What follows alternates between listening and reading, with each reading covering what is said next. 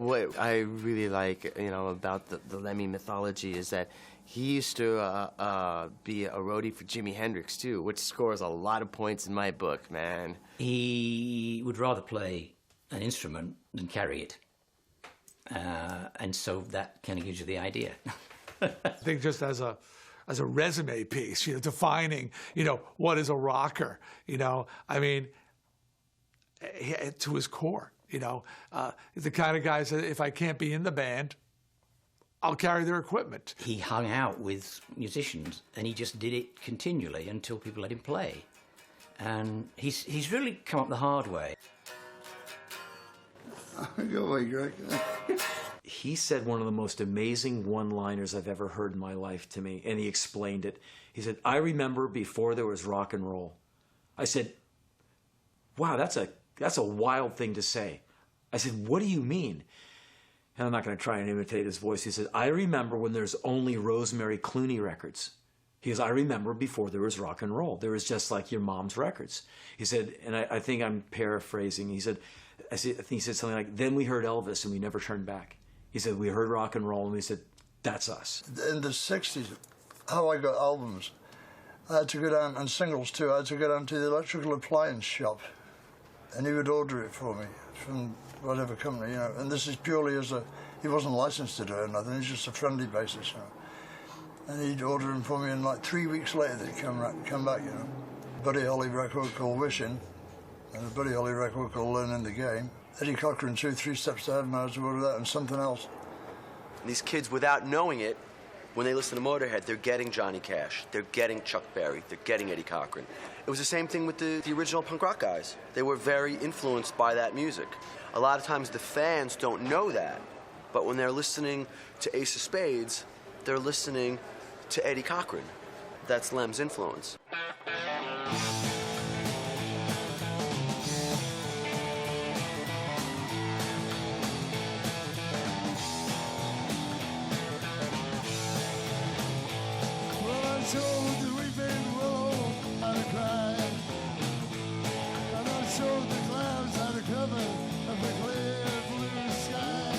And Headcat is just, it's like what we did when we were teenagers and why we played music in the first place. We're playing the songs that got us into it. And the music is so real and so unpretentious that people can't help but like it.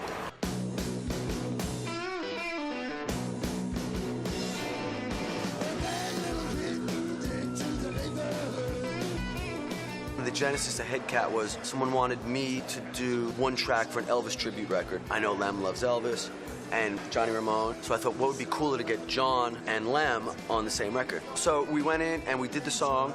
John went home, and we had all the studio time left because we did it so quickly. It was just for fun, We all knew all the same songs by heart, so we said we should do an album, So we did.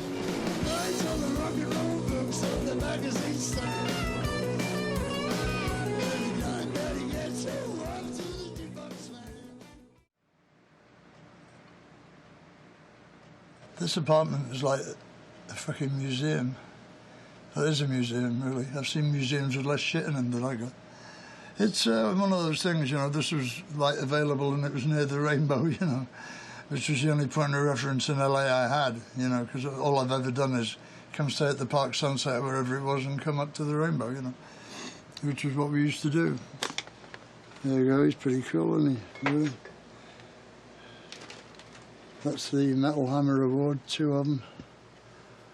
This is a porcelain model of me done by somebody and given to me on the road.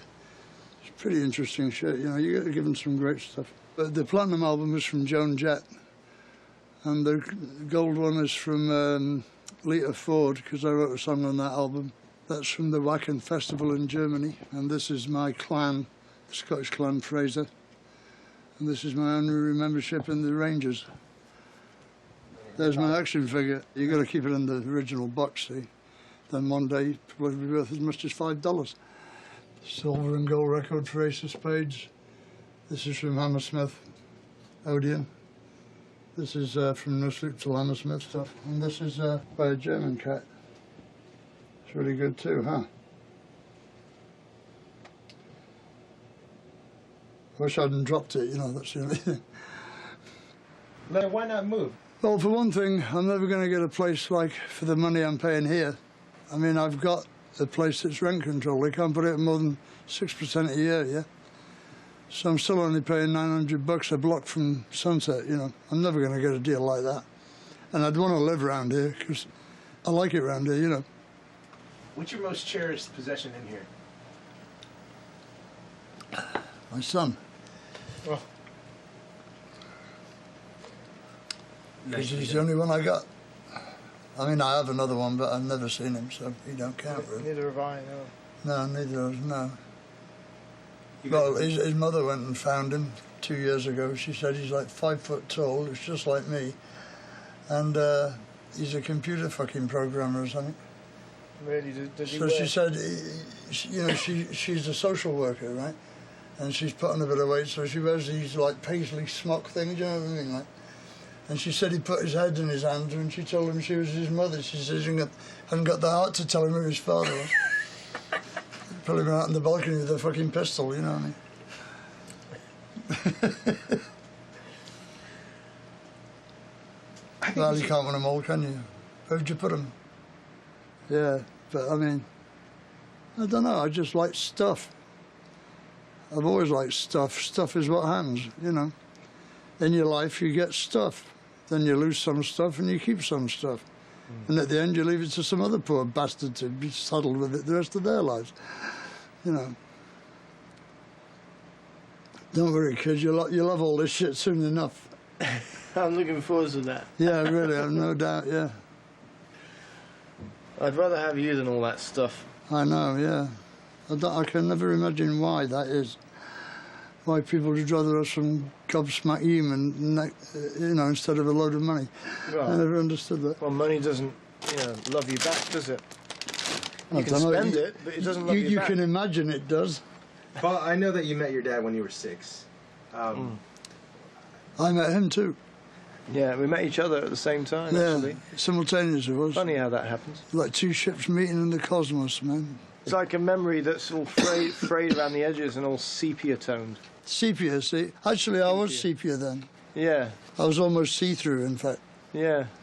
I just remember tugging at these slim legs in jeans. That's me, you see. And that was him. But I was very small, so I just saw the legs. Describe what happened. I don't really remember what. There was a dope deal. I was waiting for some hash to arrive or something, and I was in the kitchen making a piece of toast, and this small blonde child came in and, "You're my dad, I'm your son," and my mum's in the other room, and I looked round, there's bloody Tracy sitting there, babbling like an idiot as usual. I don't know how he got there, because, like, she wasn't in no dope deal, because she didn't do drugs, right? So, why was she there? Well, my mum went. How looking. did she get in there? Well, she went looking for you. I know that. Oh, And that's because when I was about 4, I was, you know, in like a kindergarten, right? right. And there was this other kid that came up to me and he said, "I've got a daddy and a mummy." And I was like, "Well, I've only got a mummy, right?" But he said, "You must have a daddy because everybody has a daddy and a mummy." So I went home and I said, Where's my daddy? "Where's my daddy then?" You bitch. And I got this look like. Oh, yeah, we don't talk about him in this house. And then I think after that, you know, endeavours were made to introduce us to each other. Ah. You know, I didn't want to live with his mother, you see. Because it was only like casual sex, really, you know. But, I mean, I love Paul. I mean, I like Tracy. She's great. And she did a really good job bringing him up, you know, up to a point. And he's turned out to be a really clever kid, you know, and he's good. He's a great musician, you know. You have no idea how good he is, you know. My mum knew the Beatles, right? Oh, yeah, she used to go out with John Lennon, didn't she? Yeah. Yeah. Obviously trying to get to Paul McCartney through him. No, she lost her virginity to John Lennon. Yeah, right. The story that I've been told by my mum was that George liked her. Ah. And he would shyly, coyly look at her when she'd walk past the bus stop, and George would be standing there, and she speak. wasn't interested in George. Right. And then, you know, but I don't know. I mean, maybe if she had been interested in George, it would have lasted longer than with John. Never know. It didn't last long with John, did it? No, it didn't. But she always talked about it. She was very smitten. But but she called you after Paul, not John. So, you know. Yeah, that's a strange one, isn't it? Yeah, she must have been thinking about Paul when she was with John, perhaps. Well, Perhaps she called him Paul, and that's why it didn't last. About some. Oh, I love you, I love you, Paul. Yeah. What? Yeah. Paul. No, we swapped girlfriends twice, didn't we? Yeah, we did. At the Limelight and then at the Stringfellows, wasn't it? Yeah. Yeah, we swapped girlfriends one night and then did it again about 2 months later. Yeah. Well, I mean, you know, a lot of chicks like that, you know, the old man and the son as well. Yeah. Must be, it's like screwing the daughter and the mother at the same time. It's like that, yeah. You know, that kind of thing, yeah. Yeah.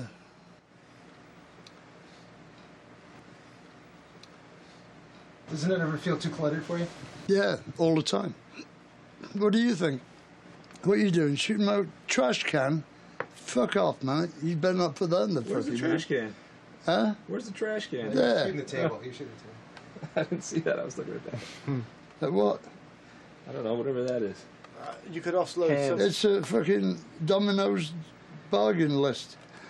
One of my favourite memories of my dad was when I was 6 years old, and I'd just learned to play like 3 or 4 chords. He came to visit, and as he was leaving, he picked up one of the other guitars and he started just playing by the front door, like, you know, E major, and we just jammed on that one chord for about 20 minutes, and he was just, you know, like looking right into my face, you know, like right into my eyes, and just egging me on, you know, like, this is the rhythm, this is the feel, this is how you do it.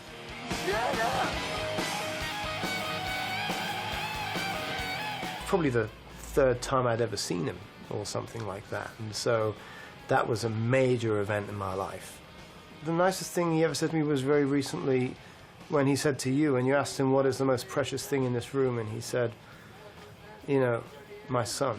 And I was kind of blown away by that. I wasn't expecting that response. You know, I mean, you know, I wasn't thinking you would say that, but you know, that was like amazing. It was wonderful.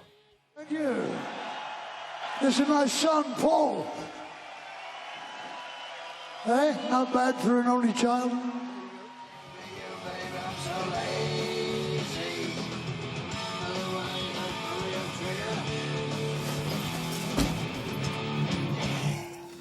Go take it to him, Scott.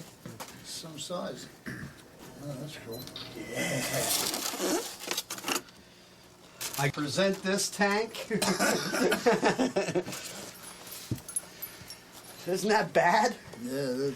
I served several years in the U.S. Army as a special operations soldier, both in Ranger Regiment and Special Forces, and I have served in Iraq and Afghanistan. I know Lemmy's a big military history buff. That was kind of my rock and roll connective tissue to the military, was probably Motorhead.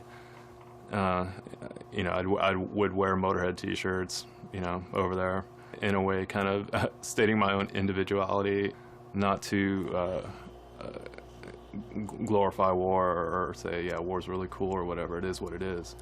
It's a function of the human condition. But Motorhead is it's good go-to-war music. As most people might know, he's a World War I and World War II historian. 1916 was their first Grammy nomination record that was about World War I. And he's a collector in I would say just war memorabilia in general. I remember watching a BBC documentary with him, and he's over here showing me this airplane, that Messerschmitt or something. I'm trying to remember what it was, and he's going, that's wrong. I go, Lem, it's a documentary. They must have researched this shit. Brings out 3 different books to show me that plane wasn't even built then.